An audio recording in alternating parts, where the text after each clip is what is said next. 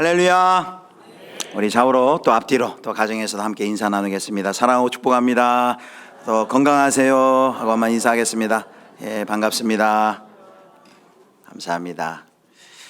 날이 많이 서늘한데 또 감기가 유행이더라고요. 우리 온 성도님들 또 건강 또 유의하시기 바랍니다. 오늘 선교적 베드로전서 이제 24번째인데요. 우리 제목을 같이 한번 읽을까요? 시작. 하나님의 능하신 손 아래서 겸손하라. 아멘.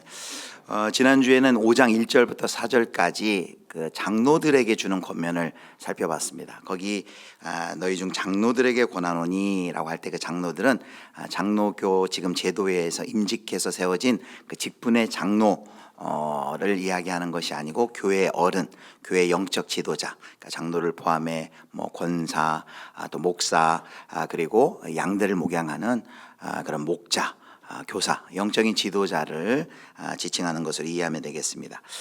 그런 직분자들 또 영적인 지도자들이 어떻게 목양을 해야 될까라고 했을 때 2절과 3절에 세 가지를 이야기하죠. 첫 번째는 억지로 하지 말라는 거예요.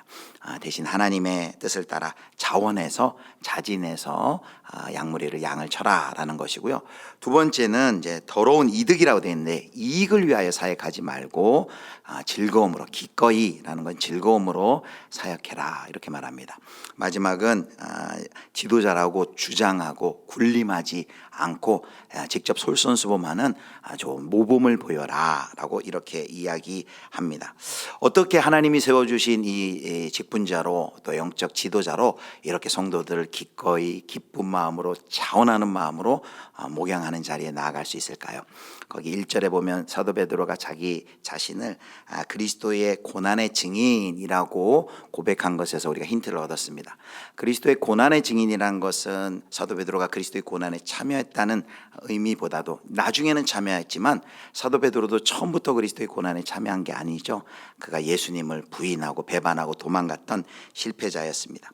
그러므로 여기 그리스도의 고난의 증인이라는 것은 자기와 같은 실패자를 바로 예수 그리스도의 그 고난의 십자가가 어떻게 회복시키고 치유시켰는지를 생생히 자기의 인생을 통해 보여주는 증거하는 증인이다. 그런 의미라고 했습니다. 그래서 이 사도 베드로의 그 회복의 그 정점인 바로 갈릴리 호숫가에 부활 후 예수님 찾아오신 그 장면을 통해 우리가 어떻게 이렇게 목양할까? 이런 자세로 목양할 수 있을까? 두 가지를 살펴봤죠. 바로 그게 은혜와 사랑이었습니다. 우리는 은혜 없이는 설 수 없습니다. 오직 주님의 양무리를 치는 것은 오직 주님의 은혜만으로 가능하다. 감당할 수 있다는 것. 그리고 두 번째는 거기 보니까 예수님이 양을 쳐라, 먹여라 이렇게 얘기할 때 사역을 먼저 얘기하지 않으셨어요. 내가 나를 사랑하느냐라고 물으셨는데 그것은 예수님의 베드로를 향한 내가 너를 얼마나 사랑하는지 너 아느냐? 그리고 네가 나를 사랑하느냐? 사랑의 고백을 할 수 있도록 그렇게 해주셨죠. 그래서 사역으로 부르시기 전 먼저 사랑으로 불렀고 우리 모든 지도자들이 직분자들이 하나님과의 사랑의 교제가 먼저 샘솟듯 그 안에서 풍성한 은혜를 누려야만 우리가 사명의 자리를 감당할 수 있음을 확인했습니다. 자, 오늘은 이제 5절, 6절, 7절인데요. 이제 5절을 보면 이제 장로들에게 1절 했다면 이제 5절 말씀에 보면 이제 오늘 보면 이제 젊은 자들에게 권면을 합니다. 5절 말씀을 우리 같이 읽겠습니다. 5절 같이 읽습니다. 젊은 자들아 이와 같이 장로들에게 순종하고 다 서로 겸손으로 허리를 동이라. 하나님은 교만한 자를 대적하시되 겸손한 자들에게는 은혜를 주시느니라. 아멘. 장로들에게 젊은 자들아, 그러니까 서로 대조되는 개념이죠. 그러니까 여기 젊은 자들이라는 것은 물론 나이가 어린 사람들이겠지만 이 앞에 얘기한 목사와 장로 또 교회 지도자들, 영적 지도자들의 그 목양을 받는 그런 모든 성도를 지칭하는 걸로 이해를 하시면 되겠습니다. 그들에게 한마디로 얘기한 것은 뭘까요? 그들에게 한마디로 권면한 것은 순종하라입니다. 순종하라. 이 시대에 아마 가장 싫어하는 단어 중에 하나가 순종일 것입니다. 특별히 부정적인 권위를 경험한 우리나라에서는 이 순종하는 것에 대한 거부감이 많이 있습니다. 알러지 반응을 일으키기도 하죠. 그런데 사도 베드로는 그 젊은 성도들, 그 영적 지도자의 목양을 받는 성도들에게는 순종하라라고 권합니다. 여러분은 왜 이 순종하라고 했을까요? 자, 우리가 앞선 영적 지도자들에게는 뭘 이야기했어요? 그들의 위험한 것을 직시를 하고 그들 가운데 명령을 한 것이죠. 그들이 잘못된 사역의 동기를 가지지 않고 또 잘못된 권위주의를 가지지 않고 그리고 실천이 없는 그런 잘못된 위선을 할 수 있기 때문에 지도자의 자리에서 그 부분을 이제 2절부터 3절까지 얘기한 것이죠. 그렇다면 여기 순종하라라고 말했다는 것은 그들이 지금 이 성도들에게서 어떤 위험이 있다는 것을 우리 가운데 보여주는 겁니까? 간접적으로 그것은 권위를 무시할 수 있다는 거죠. 그리고 자기 소견에 옳은 대로 행동할 수 있기 때문에 성도들을 향하여서는 순종하라라고 이야기를 합니다. 자, 그런데 순종을 해야 되겠는데 순종하면 어떻게 해야 순종할 수 있을까요? 겸손함이 필요해요. 그래서 이제 오늘 석절인데 이 5, 6, 7에 보면 이 겸손이라는 단어가 너무 3번씩이나 나와요. 자, 한번 보겠습니다. 다시 한번 5절 보여주세요. 어떻게 겸손해야 되는지. 젊은 자들아 이와 같이 장로들에게 순종하고 그 다음에 다 서로 겸손으로 허리를 동이라라고 했습니다. 이 겸손은 뭐 지도자 몇 명만 하는 것이 아니에요. 이 겸손은 교회 공동체 모두가 다 서로 겸손으로 허리를 동여야 합니다. 여기 겸손으로 허리를 동인다라는 뜻이 무엇일까요? 이게 그림 언어를 보여주는데 아마 사도 베드로는 여기 이 말할 때 예수님께서 요한복음 13장에 잡히시기 그 전날 밤 예수님께서 허리에 수건을 차고 제자들의 발을 씻겨준 그 모습을 아마 기억하면서 이 권면했을 거예요.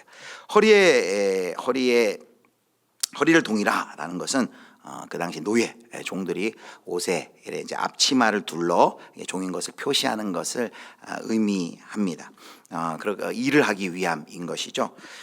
그래서 사도 베드로는 그 예수님을 생각하면 성도들도 친히 예수 그리스도께서 모범을 보이신 것처럼 자신을 낮춰 겸손의 앞치마를 두르고 서로 섬겨라라고 말씀하고 있는 것입니다. 왜 이렇게 겸손으로 허리를 동여야 될까요? 자, 5절을 다시 보면 그 이유가 나와 있어요. 자, 앞에 쭉 이렇게 얘기했죠.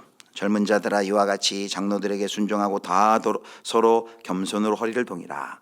우리 한글 성경에는 접속사를 번역하는데 그 다음에 원어에는 왜냐하면 이렇게 되어 있습니다. 왜냐하면 그 이유가 뭐예요? 왜 서로 겸손으로 허리를 동여야 돼요? 왜냐하면 하나님은 교만한 자를 대적하시되 겸손한 자들에게는 뭘 주신다고요?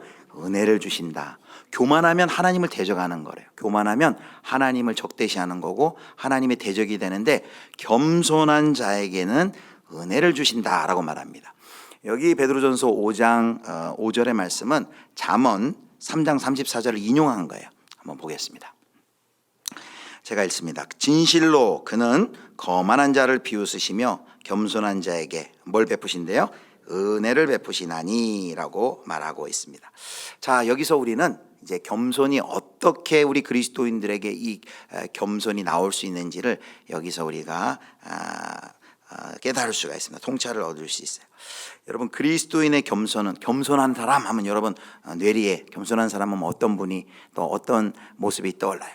만나면 반갑게 맞아주고 또 인사 잘하고 나긋나긋하고 인정이 많고 이런 좀 우리가 겸양이라는 표현도 쓰는데 그런 모습이 생각하는데 오늘 우리는 이 본문을 통해서 겸손의 이제 그리스도인에게 겸손의 모습이 뭔지를 살펴볼 건데 오늘 첫 번째로 여기 5절 말씀을 통해서 우리가 첫 번째 한 가지를 살펴보려고 합니다.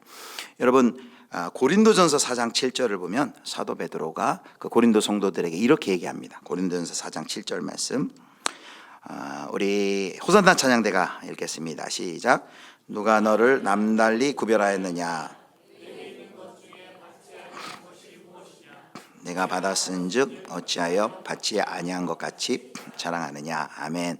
고린도 교회 성도들이 여러 가지 많은 은사도 받고 많은 것을 받았어요. 근데 아마 자랑했나 봐요. 사도 바울이 이렇게 얘기합니다. 누가 너를 남달리 구별하였느냐? 이게 무슨 말인고 하니 당신들을 누가 남다르게 보아줍니까? 라고 이렇게 묻는 거죠. 그 다음에 뒤에 이렇게 얘기합니다. 여러분들 중에 내게 있는 것 중에 받지 아니한 것이 무엇이냐? 이게 다 가지고 있는 모든 것들이 받았다는 건 하나님이 주셨다는 거죠. 그런데 네가 받았은즉 어찌하여 받지 아니한 것 같이 자랑하느냐. 받지 아니한 것처럼 그걸 아마 자랑했던 것 같아요. 사도 베드로는 이 고린도 교회를 향한 이 질문을 통해서 지금 뭘 보여주는 겁니까? 바울 자신을 포함하여 고린도 교회 모든 성도들도 자신이 스스로 만든 것이 없고 자신의 스스로 능력으로 스스로를 구원할 우리는 그런 자격도 없고 존재도 아니다라는 것이죠. 우리에게 있는 모든 것이, 우리가 늘 봉헌할 때마다 어떻게 찬양합니까? 내게 있는 모든 것을 아낌없이 드리네. 사랑하고 의지하여 주만 찬양하게. 주께 드리네, 주께 드리네. 하나님이 우리에게 주신 모든 것이라는 것을 고백하고 인정하고 하나님께 찬양하는 것이죠. 그래서 우리는 하나님 앞에서 내가 어떠한 존재라는 것을 먼저 인식을 해야 비로소 거기서 겸손이 나올 수 있습니다. 하나님 앞에서 나는 하나님이 나에게 공급해 주셔야지만 삽니다. 하나님의 은혜가 있어야 삽니다. 지난주 우리의 찬양처럼 은혜가 아니면 나는 설 수 없습니다 라는 고백이 내가 하나님 앞에서 누군지를 확실히 깨달을 때 비로소 거기서부터 겸손이 나올 수 있는 것이죠. 그래서 오늘 우리 5장 5절 말씀, 겸손한 자에게 은혜를 주신다. 그 은혜를 받아야만 사는 저희들. 그래서 오늘 우리가 그리스도인의 겸손에 대해서 이렇게 첫 번째로 우리 정리를 해볼 수 있겠습니다. 자, 첫 번째 우리 같이 한번 읽겠습니다. 겸손은 하나님의 은혜에 전적으로 의존하면서 나온다. 겸손은 하나님의 은혜에 전적으로 의존하면서 나온다.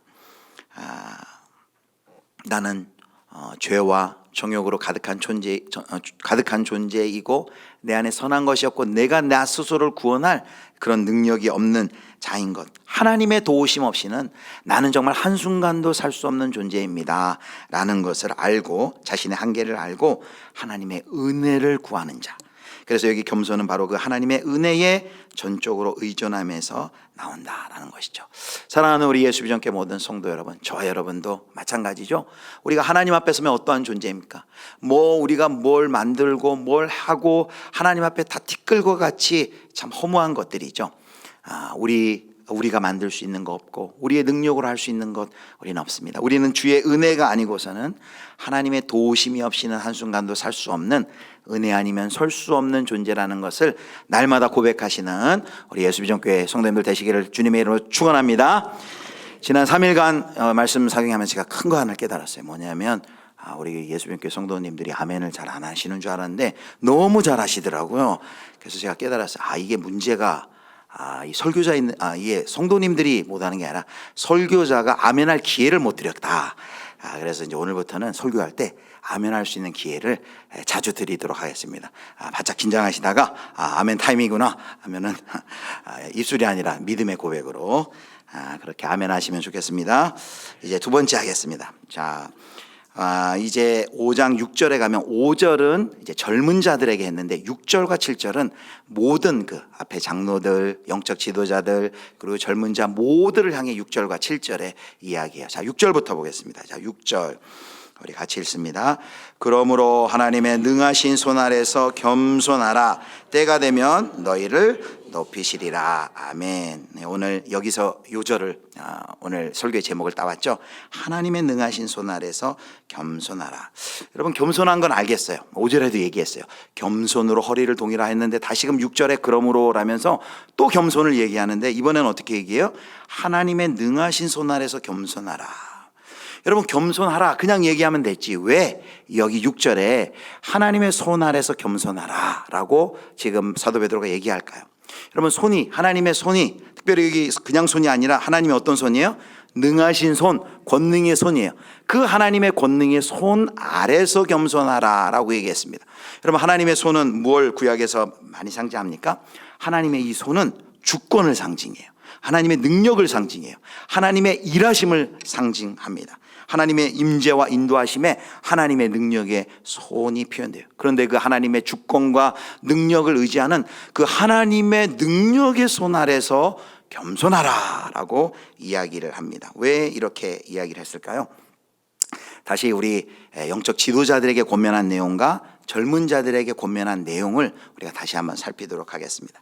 2절과 3절에 지도자들이 빠질 위험을 경고했다 그랬죠. 그래서 더러운 이익을 취하지 말고 또 기꺼이 기쁜 마음으로 하고 주장하는 자 하지 말고 양무리의 본이 되라. 솔선수범해라. 이 모든 것들이 아까도 한번 정리를 했지만은 잘못된 권위주의, 잘못된 사역동기, 또 실천 없는 그런 실천 없는 위선, 이런 것들을 지적하는 거예요. 자, 그런데 여기 지도자들이 범할 수 있는 이런 실수들이 눈으로 보기에는 지금 어떤 관계 속에서 일어날 수 있는 일이에요? 성도들과의 관계 속에서 이 일이, 잘못된 권위 그리고 잘못된 사역 동기, 이런 것들이 실천하지 않는, 본을 보이지 못하는 모습이 일어난다는 것이죠. 눈으로 보기에는 사람과 사람 사이에서 이러한 일들이 일어나는 것 같은데 사도 베드로는 지금 뭘 보여주고 있는 것입니까? 사실은 실제로는 그게 무슨 문제냐면, 그렇게 목양하지 못한다면 사실은 그 지도자들의 내면에 하나님을 향한 불신앙 때문에 이러한 일들이 일어나고 있는 것이다 라는 것이죠. 성도 여러분, 교회의 참된 권위자가 누구예요? 교회의 주인이 누굽니까? 우리 주 예수 그리스도가 교회의 주인이시죠. 하나님이 주인이시죠. 그런데 잘못된 권위주의는 어떤, 그럼 결과적으로 뭘 보여주는 거예요? 진정한 권위를 가지고 계신 우리 주 예수 그리스도, 하나님의 그 하나님 권능을 가지고 계신 그 하나님 앞에 굴복하지 않고 그분의 권위에 순복하지 않는 것과 다름이 없다라는 것을 보여주고 있는 것입니다. 그래서 결국 실제로는 이렇게 만약에 영적인 지도자들이 이 목양에서 이런 잘못을 하면 그것은 사람에게 하는 것은 차후의 문제고, 그것은 하나님 전능하신 손으로 교회를 통치하시고 다스리시는 그 하나님의 권위를 거부하고 하나님을 신앙하는 것에서 실패한 바로 하나님에 대한 중대한 범죄임을 기억해야 된다라고 이야기를 하고 있는 것입니다. 또 이번에는 젊은이들입니다. 성도들도 마찬가지죠. 성도들에게 가장 큰 위험은 뭐라 그랬어요? 순종하라라는 것은 어떤 위험이 있다는 것입니까? 교회에서 정당하게 세워진 질서나 절차를 무시하거나 경솔히 여길 수 있고 또 교만한 태도를 보일 수 있다는 거예요. 자, 마찬가지예요. 성도들에게도 순종하라 했는데 그것이 언뜻 눈에 보일 때는 교회 지도자들에게 순종하지 않는구나, 반항하는구나 라고 보이지만, 결국은 그 영적인 지도자들에게 순종하지 않는다는 것은 결국 뭘 보여주는 겁니까? 그들을 하나님의 권위로 영적인 지도자를 세워서 주의 교회를 세워나가시기 위한 하나님의 권위에 도전하는 것이다 라는 것을 이야기하고 있는 것이죠. 하나님을 향한 신앙의 실패의 모습이 바로 성도들에게는 순종하지 않는 그 모습이다라는 것입니다. 그래서 여기 대안을 얘기합니다. 무엇이 겸손인가? 겸손이 무엇인가? 라고 했을 때 아까 하나님의 손 아래에서 겸손하라는 것은 뭐라 그랬어요? 하나님의 주권을 이야기하는 것입니다. 바로 겸손할 수 있는 비결을 가르쳐 주는 거예요. 지도자든지 그리고 모든 성도든지 어떻게 겸손할 수 있느냐? 바로 그 하나님의 권능, 하나님의 주권, 하나님의 손 아래라고 강조하는 그 하나님의 권능으로 지금도 붙들고 온 세상을 통치하고 다스리시는 그 하나님을 경외하고 그 하나님의 손 아래서 하나님의 주권을 인정하고 행할 때 교회 지도자들이든지 성도들이든지 겸손할 수 있다라는 것이죠. 그래서 여기서 우리는 겸손의 중요한 의미를 이제 정의를 내릴 수 있을 것 같습니다. 우리 겸손이라 하면 아까처럼 인사도 잘하고 친절하고 부드럽게 말하고 아주 예의 차원에서 겸양 정도로 생각하는데, 오늘 우리 말씀은 그리스도인의 겸손은 이렇게 정의할 수 있어요. 자, 같이 보겠습니다. 두 번째 같이 읽겠습니다. 시작. 겸손은 하나님의 주권을 인정하는 태도이다. 아멘요. 굉장히 오늘 중요합니다. 자, 그리스도인에게 겸손은 그냥 단순히 부드럽고 인정 많고 예의 바르고 정도가 아니라, 겸손은 뭐예요? 하나님의 선하신 하나님의 권능의 손 아래 내가 있음을, 겸손은 하나님의 주권을 인정하는 태도, 하나님의 섭리, 통치하고 지금도 다스리심을 인정하는 그 태도가 바로 겸손이다라는 것이죠. 자, 여러분, 하나님의 주권을 인정한다는 게 뭘까요? 자, 로마서 11장 36절에 보면 사도 바울이 이렇게 고백하죠. 우리 같이 읽습니다. 시작. 이는 만물이 주에게서 나오고 주로 말미암고 주에게로 돌아감이라. 그에게 영광이 세세에게 있을지어다. 아멘. 지금 사도 바울은 이 짧은 한 절에 여기에 모든 교리가 요약이 되어 있어요. 만물이 주에게서 나오고 온 세상 만물을 창조한 분이 누구라고 고백하는 거예요?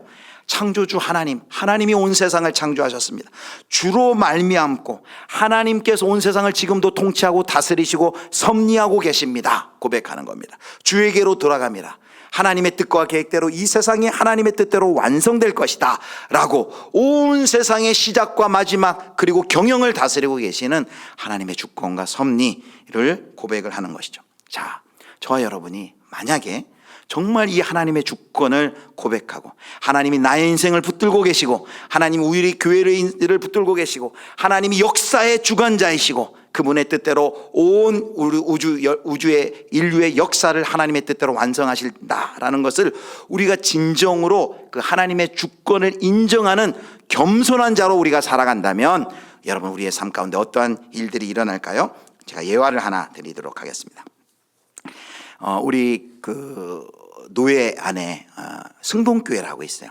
저기 종로에 가면 이 교회는 130년이 됐습니다. 1893년에 올해가 130년 되는 해예요. 우리하고 시차른다는데 같은 노예입니다. 승동교회. 근데 그 승동교회를 세우신 분이 누구냐면 사무엘 무어라는 선교사님인데 이분이 한 말이 있어요. 이분이 그때 이런 말을 합니다. 예수 안에는 양반과 천민의 구별이 없습니다. 왜 이야기를 했냐면 그 당시 한국교회 초대 당시에 교회에 이렇게 선교사님들이 교회를 하면 거기에 누가 오냐면 양반도 오지만 또 거기에 보면은 이제 천민이라고 하는 천민들도 옵니다. 그러다 보니까 어떤 일들이 실제로 일어나면 양반들이 우리는 저 천민들과 같이 교회 생활 같이 할 수 없다. 우리는 교회를 따로 분립해서 나가겠다 해가지고 나간 그런 기록이 있어요. 실제적으로 그런 역사가 있습니다. 그래서 그런 요구에 이 사무엘 모 목사 선교사님 그렇게 얘기하는 거예요. 예수 안에는 양반과 천민의 구별이 없습니다. 즉 초대 한국교회 신분의 차이로 이렇게 갈등이 막 벌어지고 표출되고 있을 때 이런 이야기, 이런 경고를 한 것이죠. 그래서는 안 된다라는 것을. 자, 그런데 그와 반대로 아주 신분과 어떤 지역을 초월하는 그리스도의 아름다운 사랑의 이야기가 아주 아름다운 이야기를 소개해 드리려고 그래요. 이제 전북 김제에 가면 금산교회라고 있습니다. 네, 금산교회 그 전라도 지역에 선교사님 한 분이 이제 한국 이름으로는 최희덕 선교사님이라는 분인데 이제 한국 이름을 지었는데 그분이 그 전라도 그 지역에 아주 갑부인 조덕삼이라는 분을 만나 그분을 전도해요. 그리고 그 조덕삼이라는 분은 이제 자기 집에 머슴을 살던 종을 그 종의 이름이 이자익이에요. 이자익 그 종을 전도해가지고 같이 신앙생활을 합니다. 그리고 두 사람이 1905년에 같이 세례를 받아요. 세례를 받고 이제 집사가 되고 지금은 그 직분이 없지만 영수가 돼요. 그 다음에가 이제 영수라는 직분 다음에는 이제 장로 선거가 있는데 그래서 같이 집사가 되고 같이 영수가 돼요. 그 다음에 이제 1907년에 이제 장로 선거를 하게 된 거예요. 자, 여러분 그 조덕삼이란 분은 그 김제의 최고의 갑부였어요. 교회를 지을 때도 자신의 땅을 헌물했어요. 그리고 교회 재정의 대부분을 그분이 담당을 하고 있습니다. 그뿐만 아니라 동네 많은 사람이 그분의 아래에서 땅을 메고 있는 소장농이었습니다. 나이도 이 조덕삼 영수가 이자익 영수보다 나이가 많아요. 15살이 더 많아서 조덕삼 영수는 41살이고 이자익 영수는 이제 청년이에요. 26살입니다. 출신도 이자익은 경상도 마산 출신이에요. 그러니까 김제까지 와서 일하고 있어요. 자, 장로 선거를 이제 합니다. 41살에 그 조덕삼 영수와 그리고 26살의 이자익 영수 머슴인 그 집의 머슴인 이자익 영수. 이자익 영수는 17살부터 이미 그 주인의 집에서 일하고 또 조덕삼 영수가 굉장히 잘 친절하게 대해주고 그리고 결혼도 시키고 거기에서 10년 넘게 그렇게 일을 하고 있어요. 근데 그 둘이 같은 교회에서 장로 선거에 같이 나간 거예요. 자, 여러분 같으면 이 둘 중에 누가 장로가 되기가 더 쉬울 것 같아요? 요즘 같으면 뭐 의심의 여지 없이 다 거기 그때도 다 조덕삼 영수가 아마 장로로 피되게 될 것이다 라고 생각했어요. 그런데 모든 사람이 다 그렇게 생각했는데 의외의 투표 결과가 나온 거예요. 조덕삼 조덕삼 영수가 떨어지고 이자익 영수가 장로가 된 겁니까?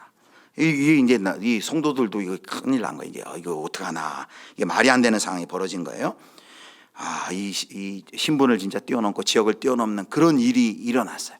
많은 주위의 성도들이 난감해할 때, 모두 당황해 술렁거릴 때 이 조독상 연수가 일어나서 이렇게 이야기를 합니다.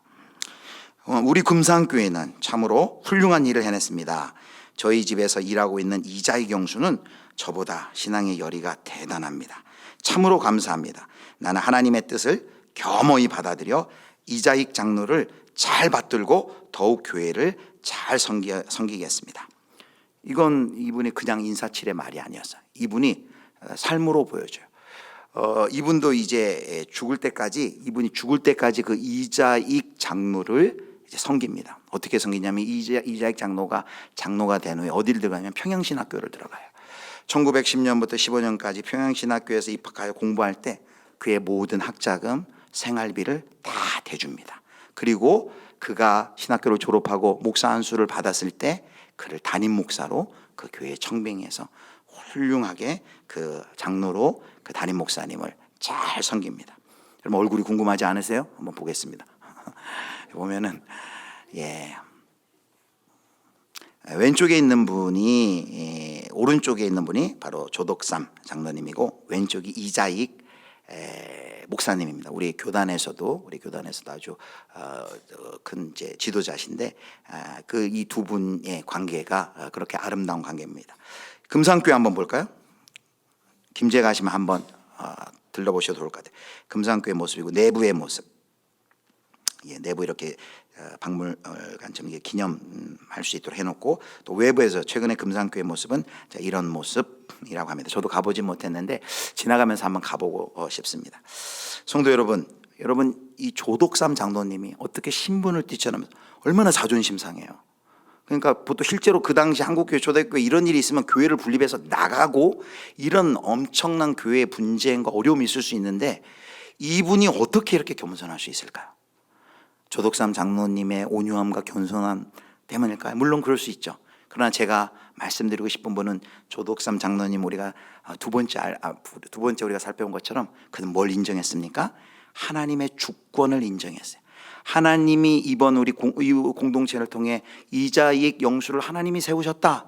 그럼 하나님의 그 일하심을 인정한 거예요. 섭섭한 마음이 그도 왜 없겠습니까? 그러나 그가 뭐가 앞장서요? 하나님이 우리 교회를 다스리시고 하나님이 지금 일하고 계신다. 하나님이 나의 삶도 이끌고 계신다. 그 하나님의 주권과 섭리를 인정했기에 그게 바로 겸손이라 그랬죠. 그 모습이 바로 겸손으로 이렇게 나타난 것입니다. 사랑하는 성도 여러분, 두 번째 뭐라 그랬습니까? 하나님의 주권, 하나님의 섭리를 인정하는 것이 겸손이다라고 했어요. 여러분 바로 하나님의 우리가 손 아래 있다라는 것을 우리가 기억하고 인정하는 것이 겸손이라고 했어요. 그렇다면 우리가 이걸 곰곰이 묵상하면 우리의 삶 속에 적용할 게 너무 많아요. 여러분 우리는 교회에서 신앙생활을 하면서 참 이해될 수 없는 일들이 개인에게도 일어나고 또 개인의 삶에도 교회 속에서도 일어납니다. 그래서 우리가 이런 고백만 해야죠. 하나님 다른 건 다 해도 이것만은 못하겠어요. 이것만은 정말 감당이 안 됩니다. 그런데 또 하나님은 또 그걸 하도록 이렇게 밀어붙이시는 경우도 있네요. 그래서 어떤 유명한 신학자는 겸손에 대해서 굉장히 통찰이 있는 정의를 하나 내렸어요. 그분은 겸손이란 무엇인가 이렇게 이야기해요. 자 보여주세요. 겸손이란 같이 한번 읽을까요? 시작. 내게 일어난 일에 대해서 이상하게 생각하지 않는 것이다. 내게 일어난 일에 대해서 이상하게 생각하지 않는 것이다. 좀 곰곰이 생각을 해야 됩니다. 아니 삶이 온통 질문이고 아니 이상한 것 투성인데 모든 우리의 일들이 다 설명할 수 있나요? 왜 나에게 이런 고난이 있는지, 왜 나에게 이런 일이 벌어지는데 고난의 이유에 대해서 우리가 다 설명할 수 있습니까? 이상하고 질문이 가득한데 이분은 뭘 깨달았는지 이렇게 얘기하는 거죠. 내게 일어난 일에 대해서 이상하게 생각하지 않는 것이다. 왜 이상한 것이었겠습니까? 그런데 저는 이것을 읽으면서 저는 제 나름대로 이렇게 생각했어요. 우리가 왜 그 일이 있고 왜 그 고난이 있고 그건 우리는 잘 몰라요. 그러나 우리가 아는 것은 있어요. 아는 것. 그게 뭐예요? 성경의 약속들이죠. 자, 우리 시편 37편 23, 24절 보겠습니다. 자, 아까 우리 찬양인도 하면서 마지막에 우리가 이 말씀 기억해 다시 한번 읽겠습니다. 시작. 여호와께서 사람의 걸음을 정하시고 그의 길을 기뻐하시나니 그는 넘어지나 아주 엎드러지지 아니함은 여호와께서 그의 손으로 붙드심이로다. 23절 다시 보여주세요. 자, 여호와께서 사람의 걸음을 정하시고, 이게 뭐예요? 하나님의 주권이에요. 내가 하나님께서 세상을 창조하시고 이신론에서 말하는 것처럼 저 멀리 그냥 가 계신 것이 아니라 돌려놓은 태엽처럼 이 세상이 그냥 알아서 돌아가는 것이 아니라 하나님이 창조하신 세상을 지금도 오늘도 역사를 주관하시고 나와 교회와 이 나라와 민족과 열방의 역사를 지금도 하나님이 사람의 발걸음을 정하시며 그 걸음걸음을 인도하고 계시고 그의 길을 기뻐하시나니 하나님의 선한 뜻을 가지고 인도하고 계시는데 24절 보세요. 그는 넘어지나. 예수 믿는다고 안 넘어지는 거 아니잖아요. 베드로전서를 통해서도 살펴보면 계속해서 넘어지고 여러 가지 고난과 어려움이 있지만은 그 다음에 뭐라 그래요? 아주 엎드러지지 아니하면 7번 넘어져도 8번 일어나는 것이 바로 그리스도인이라고 했습니다. 한 번 더 일어나요. 아주 엎드러지지 아니하는 이유가 있어요. 그 이유가 뭐라 그럽니까? 여호와께서 그의 손으로 붙드심이라. 나는 이해할 수 없지만 내가 넘어지지만 나를 다시금 일으키도록 하는 하나님이 계시고 이 길 끝에는 하나님이 동행하시고 이 길 끝에 다시 오실 우리 주 예수 그리스도께서 두 팔 벌려 나를 기다리고 있다는 그 사실 하나를 아는 것이죠. 나에게 이런 일을 이상하게 여기지 아니하고. 여러분, 스탠리 하워워스라는 20세기 최고의 신학자 중에 한 분이라고 한 분으로 여기는 분이 있어요. 그분이 삶 속에 많은 어려움들이 있었어요. 결혼한 지 얼마 안 돼서 이 결혼한 그 교수님의 사모님이 정신질환에 걸려서 평생을 이 학자로서 그분을 돌보면서 살았습니다. 그런데 이 아내가 괘씸해지면서 이혼을 요구해가지고 24년째 되는 애 이혼할 수밖에 없었고, 이혼한 후에는 그 기간 동안 많은 그 고통과 고민이 있었는데 그 기간 동안 고통을 당했는데 이혼한 후에 또 그 사모님은 스스로 또 목숨을 끊습니다.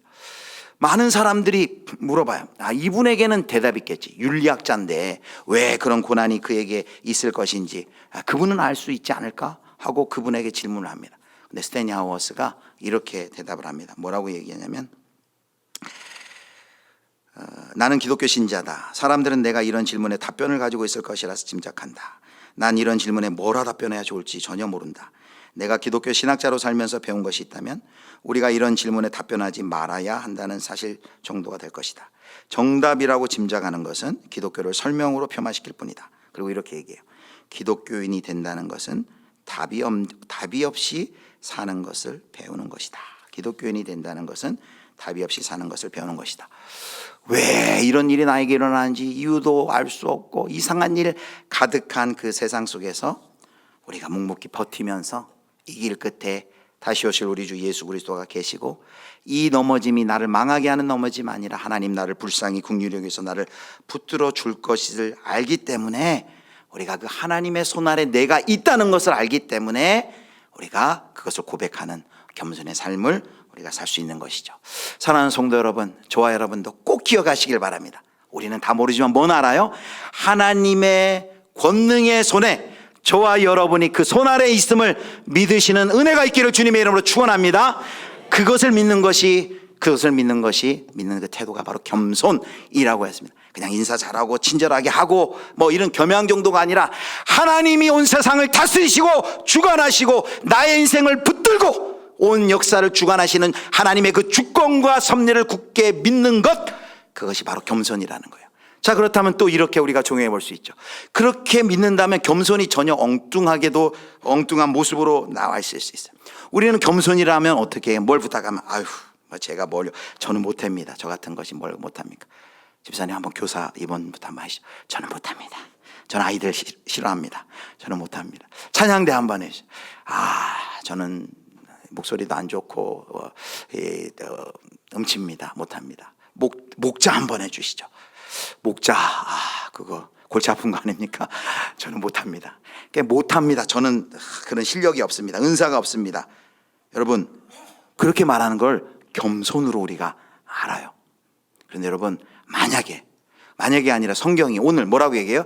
하나님의 권능의 손 아래에 있는 것이, 손 아래에 있음을 믿는 그 태도가 겸손이라면 겸손의 의미가 바뀌지 않겠습니까? 성경적인 겸손은 그런 것이 아니죠. 성경적인 겸손은 정말 공동체가 심사숙고해서 누구에게 어떤 일을 부탁을 한다면 나는 내가 보기에도 좀 부족하고 연약하지만 내가 하나님의 손 아래에 있습니다. 전능하신 하나님이 이 공동체를 사랑하고 이 공동체를 세우기 위해서 나를 사용하신다면 나는 부족하지만 아멘, 부족하지만 제가 한번 해보겠습니다. 연약하고 부족하지만 하나님이 도와주시고 하나님이 함께 하시면 나는 그 일을 한번 해보겠습니다. 주께서 도와주실 줄 믿습니다. 그 맡겨진 일에 순종하는 것, 아멘으로 순종하는 것, 그것이 변화된 이제 겸손의 의미가 되는 것이죠. 저는 못해요, 안 해요, 이게 겸손이 아니라 그것은 자칫 사절이 될 수 있어요. 그것은 하나님만이 알겠죠. 그래서 이제 우리가 하나님의 손 아래 있는 것이 겸손이라는 것을 고백한다면 이제 겸손의 의미는 뭐예요? 나는 못합니다, 나는 할 수 없어요, 그게 아니라 부족하지만 하나님의 손 아래 내가 있고 하나님이 날 도와주신다면 내가 교회 공동체를 위해 한번 순종하고 한번 충성해 보겠습니다. 이게 바로 겸손이다라는 것이죠. 그렇게 겸손의 사람으로 저와 여러분이 하나님의 손 아래에서 겸손의 사람으로 살아가는 은혜가 있기를 주님으로 축복합니다. 이제 마지막입니다. 마지막. 자, 이제 7절이에요. 자, 7절에 보면은 또 하나 하나님의 권능의 손 아래 우리를 낮추는 이 겸손을 해야 하는 이유가 나와요. 7절 말씀 같이 읽겠습니다. 시작. 너희 염려를 다 주께 맡기라. 이는 그가 너희를 돌보심이라. 아멘. 여러분, 여기 너희 염려를 다 주께 맡기라. 왜 갑자기 겸손 얘기하다 염려가 나올까요? 겸손하고 염려가 도대체 무슨 관계일까요? 자, 여러분, 언제 의심이, 언제 염려가, 언제 불안이 일어나요? 하나님의 손 아래 내가 있다는 것을 깜빡 잊고 그것을 고백하지 못하면, 그것을 알지도 못하고 고백하지 못하면 그때 하나님의 권능의 손 아래 있다는 것을 잊는 순간, 그때부터는 이제 겸손이 아니라 교만이 일어나는 거예요. 걱정과 염려와 근심, 마치 그 일을 내가 해결해야 되는 것처럼 그 일의 책임자로 내가 그걸 붙들고 있는 것입니다. 여러분, 만약에 집에 6살짜리 7살짜리가 한숨을 푹푹 쉬면서 아빠, 이번 달 우리 밥 다 먹을 수 있는 거예요? 집에 쌀이 충분해요? 뭐 저축된 거 좀 있어요? 맨날 이렇게 얘기하면 아빠가 어떻게 했어요? 꿀밤을 주면 이 녀석아, 너는 그냥 어린이집이나 잘 다녀, 열심히 그냥 공부만 하면 되지, 그걸 네가 왜 걱정해? 여러분, 하나님이 하실 일이 있고 우리가 할 일이 있어요. 그런데 하나님의 권능의 손 아래 있다는 것을 잊는 순간 우리는 어떻게 돼요? 하나님이 하실 일을 내가 하고 있고 내가 걱정 금신하는 것이죠. 여러분, 여기 뭐라고 얘기합니까? 너희 염려를 다 주께 어떻게 하라고요? 맡겨라 라고 합니다. 맡겨라는 던져버리라는 거예요. 마치 배낭을 버스 타면 배낭을 던져버리듯 던져버리라는 거예요. 실제 있었던 일이라고 합니다. 예와 여러분 많이 들어보셨을 거예요. 6.25 때 전쟁 때 피난을 가요. 미군 병사가 트럭을 몰고 가는데 많은 피난민들이 부산을 향해 내려가는데 어떤 할머니가 너무 많은 짐을 가지고 이렇게 허리도 꾸부정하고 가니까 안타까워서 그 할머니를 태웠어요. 트럭에 태워드렸어요. 근데 할머니를 태워드려서 이제 한참 가고 있는데 이 미군 병사가 백미러를 통해서 뒤를 보는데 할머니가 이렇게 하고 있는 거예요. 이 짐을 내려놓지 않고 어떻게 하고 있어요? 한 손으로는 짐을 짚고 한 손으로는 흔들거리니까 잡고 이렇게 하고 가고 있는 거예요. 깜짝 놀라가지고 이분이 내려가지고 차를 미군 병사가 내려놓고, 아니 왜 짐을 내려놔야지 왜 그렇게 힘겹게 머리에 이고 지고 갑니까? 라고 이제 통역을 통해서 아마 물어봤겠죠. 그러니까 할머니께서 뭐라고 대답했을까요? 이렇게 대답했다고 합니다. 아이고, 트럭 태워준 것만도 고마운데 짐까지 맡기려고 하니까 너무 미안해서 그래요. 여러분, 피곤하신 분이 있을까 봐 성대묘사를 해봤는데, 여러분, 할머니 참 죄송한 표현이지만 할머니가 얼마나 어리석어요. 그냥 내려놓으면 되잖아요. 내려놓는 게 당연한데 그게 미안해가지고 끝까지 계속 이고 가는 거예요. 그런데 바로 어리석은 그 할머니의 모습이 누구의 모습이에요? 하나님 앞에서 저와 여러분의 모습이란. 짐은 던져버리고 하나님께 전능하신 손 아래 내가 있음을 믿고 그것을 던져버리고 나는 겸손으로 살아가야 되는데, 그런데 우리는 미련하게 그 짐을 밀고 내가 걱정하는 거예요. 내가 하나님이 해줘야 할 걱정을 내가 하면서 염려와 걱정을 해요. 성경이 약속합니다. 7절에 뭐라 그래요? 7절 하반절에 보니까 뭐라고 얘기합니까? 염려를 다 주께 맡기라. 이는 그가 너희를 돌보심이라. 아멘. 할렐루야. 돌보심이라는 것은 돌보고 계신다는 현재예요. 지금도 저와 여러분은 돌보고 계신 줄 여러분 믿으시기를 바랍니다. 사랑하는 성도 여러분, 저와 여러분 하나님이 돌보고 계세요. 그래서 시편 68편 19절 보겠습니다. 같이 읽습니다. 시작. 날마다 우리 짐을 지시는 주 곧 우리의 구원이신 하나님을 찬송할지로다. 아멘. 사랑하는 성도 여러분, 정리하겠습니다. 오늘 우리 모든 지도자들과 성도 모두에게 서로 겸손으로 허리를 동이라고 얘기했어요. 그런데 그 겸손이 뭐예요? 자, 우리 첫 번째 보겠습니다. 겸손은 같이 읽습니다. 시작. 겸손은 하나님의 은혜에 전적으로 의존하면서 나온다. 하나님 앞에서 내가 누구인지를 알아야 겸손할 수 있어요. 우린 누구예요? 내 스스로 할 수 있는 것이 없고 하나님의 도우심 없이는 구원받을 수 없는 존재라는, 하나님의 은혜 없이는 살 수 없다는 걸 고백하는 것에서 겸손이 나와요. 두 번째 같이 읽습니다. 겸손은 하나님의 주권을 인정하는 태도이다. 하나님의 손 아래서 겸손하라는 그 의미를 여러분 기억하시길 바랍니다. 하나님이 지금도 다스리시고 그리고 통치하시고 인도하시고 이상한 일이 내 곁에도 많이 일어나지만 나는 다 알 수 없지만 분명한 것은 하나님의 손이 하나님의 권능의 손에 내가 있고, 그리고 그 하나님이 나를 붙들고 목적지까지 데리고 갈 것이고, 그리고 더 분명한 것은 3절 같이 읽습니다. 겸손을 방해하는 염려를 다 주님께 맡겨라. 어떻게 하든지 사탄은 겸손하지 못하도록 염려를 안겨주어서 하나님의 그 권능의 손 아래 있다는 것을 잊도록 만들고, 불평과 불만하고 교만하게 하나님이 걱정할 일을 껴안도록 만드는 교만의 자리로 유혹하는 그 방해를 물리치고, 우리는 다시금 모든 염려는 주님께 맡기고, 그래서 빌립보서 말씀에 아무것도 염려하지 말고 오직 모든 일에 기도와 간구로 너희 구할 것을 감사함으로 하나님께 아뢰라 라고 했습니다. 여러분, 염려와 걱정 대신에 뭐 하자고요? 기도하라 라고 이야기합니다. 저와 여러분, 우리 예수비전교회 모든 성도님들이 이와 같이 하나님의 권능의 손 아래, 하나님의 주권 아래 우리의 인생이, 우리의 교회가, 우리의 역사가 붙들려 있다는 것을 고백하는 겸손의 자세로 순례자의 길 걸어가실 수 있기를 주님의 이름으로 축원합니다.